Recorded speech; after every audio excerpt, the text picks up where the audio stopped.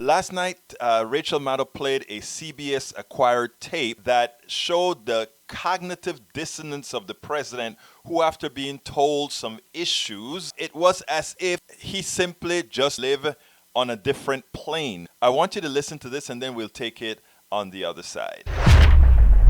This is audio from a conference call that was held between the White House and the nation's governors. The first voice you're going to hear is Dr. Tony Fauci, the infectious disease expert. Then you're going to hear Montana Democratic Governor Steve Bullock saying that without a federal effort to secure the medical supply lines, including test kits, states like his aren't able to get this stuff themselves. You'll hear Governor Bullock express the need to nationalize the medical supply chains. And then in response, at the end of this tape, you will hear the president, incredibly, saying, this is a problem? I don't think this is a problem. Do you have any system in place that you feel can adequately identify cases and isolate them and contact trace them, or are the capabilities and resources there that's not something that you can do given with what you have? Yes, Dr. Fauci, we are trying to do contact tracing, but literally we are one day away if we don't get test kits from the CDC that we wouldn't be able to be tested in Montana. We have gone time and time again to the private side of this, the private market, and where the private market is telling us is that it's the national resources that are then taking our orders apart. Basically, so we're getting our orders canceled. And that's for PPE, that's for testing supplies, that's for testing equipment. So while we're trying to do all the contact tracing, we don't have adequate tests to necessarily do. We don't have the PPE along the way, and we're not finding markets to be able to do that along the way, or private suppliers. So we do have to rely on a national chain of distribution, or we're not going to get it. But we are doing our best to try to do exactly that in, like, it's Gallatin County would be an example, where we have almost half of our overall states, those are the positives, so we're trying to shift the supplies to really isolate that and do contact tracing, but we just don't have enough supplies to even do the testing. Tony, you can answer it if you want, but I haven't heard about testing in weeks. We've tested more now than any nation in the world. We've got these great tests, and we come out with another one tomorrow where it's, almost instantaneous testing.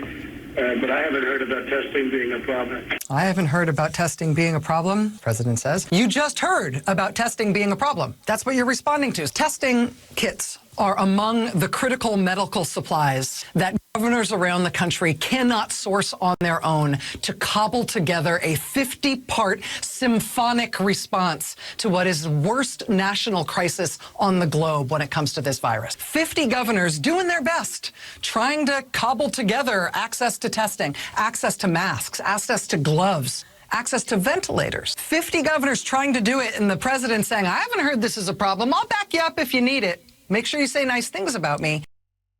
Status of the national response to this crisis right now. We have the biggest and worst coronavirus epidemic in the world, and it is slated to get way worse than it is right now. They want to call this the Chinese virus. China had half the number of cases that we've already got. And you see the way all of our curves are going right now. In 50 states, in all of our biggest cities, and lots of places that aren't big cities at all. Our national response to this crisis has been this kind of useless. There is no nationalization of critical medical supplies.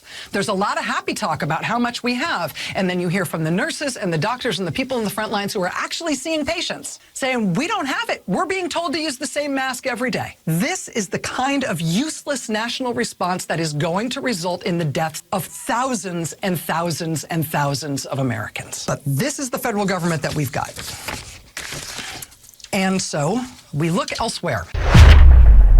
Rachel Maddow said it, Nancy Pelosi said it. Our response to the coronavirus by this administration has caused the deaths of many Americans. And this is something we have to start inculcating into the minds of Americans. This president is a clear and present danger. He's causing the lives of people, and the actions by this administration, not only from profiteering off of the coronavirus by giving contracts to friends, etc. This is going to be a danger for everybody going forward, and we better acknowledge it and stop believing the daily happy talks that you see from this president at what aren't press conferences. As a friend of mine, ETC Politics, said, it is nothing more than campaign rallies.